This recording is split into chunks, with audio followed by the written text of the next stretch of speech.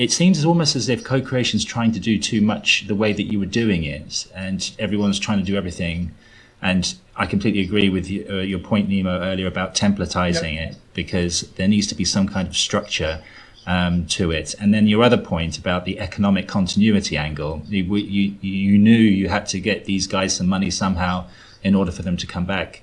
I hope I'm paraphrasing that right, but that basically is a continuity issue, and it's something which is a downstream effect of getting the right structure in place at the beginning.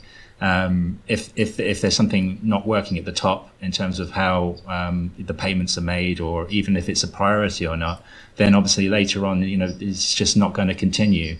And I'd be very interested in digging.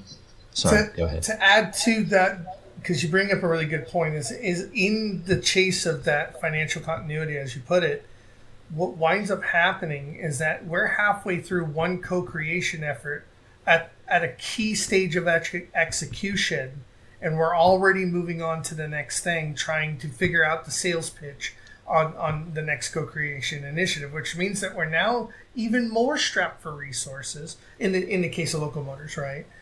We were even more strapped for resources with execution of the previous thing that we had already started, right?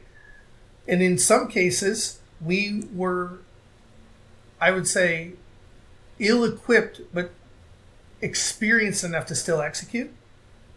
And other times it made us get caught with our pants down as to like, hey, you guys are dropping the ball. Like, where are you at on some of these things that need attention? You seem like you're distracted by the next shiny object. And so we had the shiny object syndrome, right? But the shiny object syndrome was a byproduct of that thing that you mentioned with the financial continuity.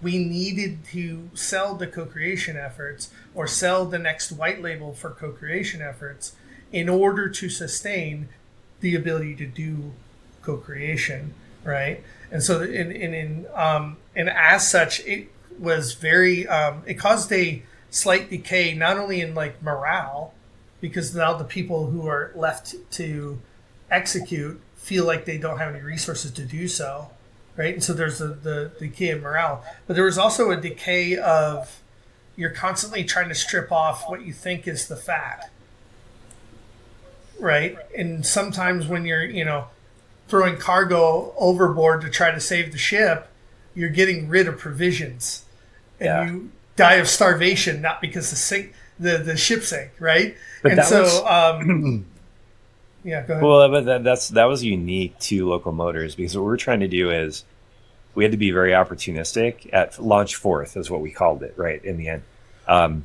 right. And so we were just like, hey, NASA wants to do this. We can't tell them like, well, we have a slot available next quarter, right? We're just like, no, we need to like start thinking about this now. With a company that creates their own co-creation community like GE, they're able to schedule those things out. And so when you schedule stuff out, it's like content strategy, right? You schedule your content out. It's not a stressor, right?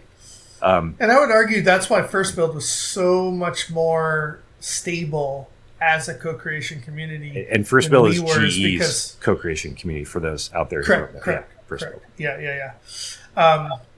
Which I think, to your point, is they had those organizational structures from a stable company that disciplined this more upstart kind of wing of that company, whereas we were still trying to figure it all out.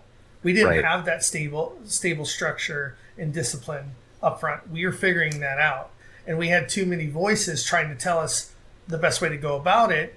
And there was value to some of all those different community departments or internal departments, right?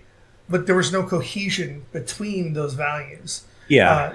A lack of structure, for sure. And I think we could have done a much better job, I think, too, if we always knew where we were going and you had an operational backbone. I think that was a weakness of local motors, for sure. That's why personally I ended up getting into operations, because I was around so many ideas that it was like, wait, to sustain this, though, we have to have an operational backbone. We have to have a plan to do everything we say we're going to do. And we can't think about it the day before the deadline. Like, you can do that in college, right? You can't do that with creating content. You can't do that with a community, because it loses trust. Clients community members, they don't know that you're stressed. They just think they're being ignored and disrespected and they're using them. And it can just look like, it can look bad when you're not organized. You have the best intentions, but you're just not organized. And I think that we just lack that. Right.